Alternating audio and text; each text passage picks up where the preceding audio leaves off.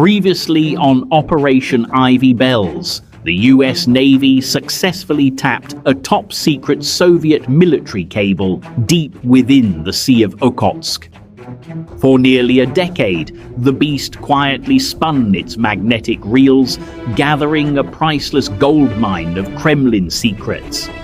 But in 1980, the perfect security of America's greatest spy mission wasn't broken by Soviet radar. It was shattered from within. An insider with access to the nation's deepest secrets was about to execute a devastating act of betrayal.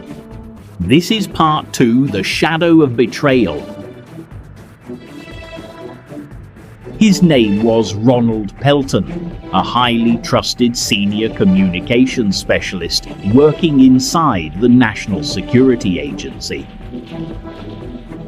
Pelton was a man of extraordinary intellect, possessing a near photographic memory for technical blueprints and operational archives.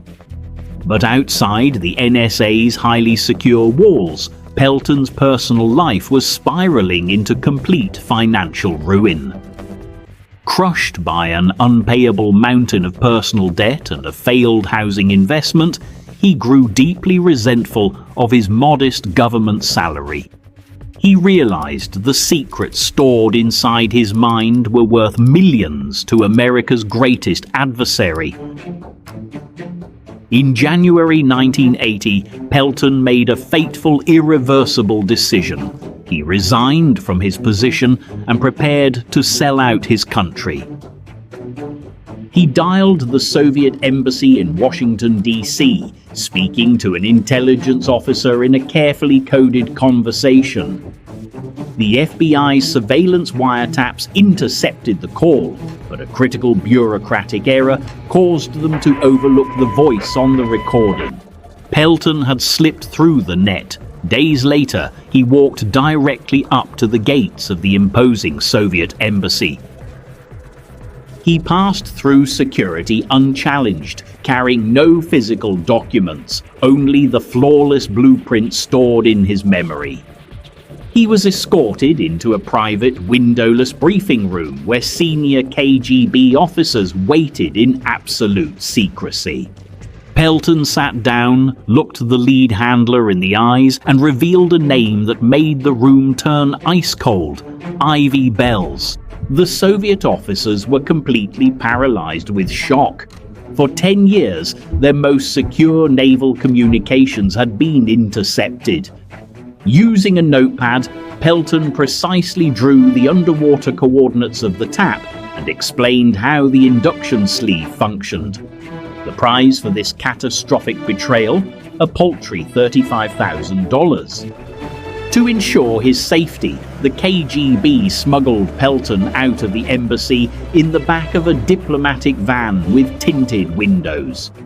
The information was sent immediately to the highest levels of the Kremlin. Leonid Brezhnev was personally briefed on the American breach. We must strike them now. No hesitation. The Soviet Naval Command wanted to launch an immediate salvage operation to destroy the American tap device. But the KGB intervened. They realized that an immediate move would alert Washington that they had a mole inside the NSA. To protect their incredibly valuable new asset, the Kremlin made a chilling decision: let the Americans keep listening. For several months, Soviet officers intentionally transmitted false, deceptive data through the tapped line. They fed the American intelligence community a carefully constructed web of lies, manipulation, and strategic misdirection. But in Washington, seasoned counterintelligence analysts began to notice a subtle change in the quality of the recordings. The natural, unscripted military chatter had vanished.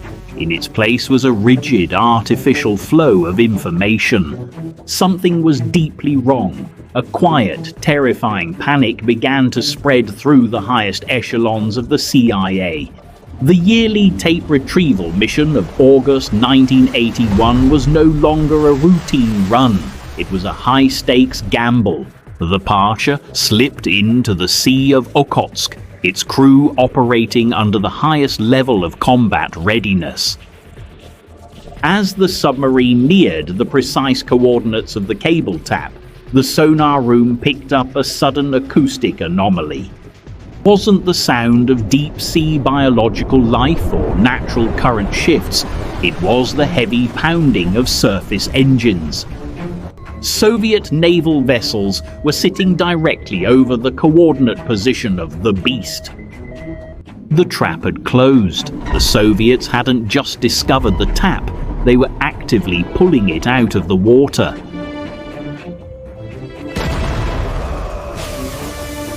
All stations, report now! Inside the USS Parche, the captain faced a horrifying reality. They were trapped in shallow waters, surrounded by enemy warships. If they were detected now, it would mean a catastrophic firefight inside Soviet territory, an instant declaration of war. In the next episode of Operation Ivy Bells, the hunt turns inwards as the FBI launches the most desperate mole hunt in espionage history. How did a brilliant defector hold the key to unmasking the traitor? Find out in Part 3, The Cold War Hunt.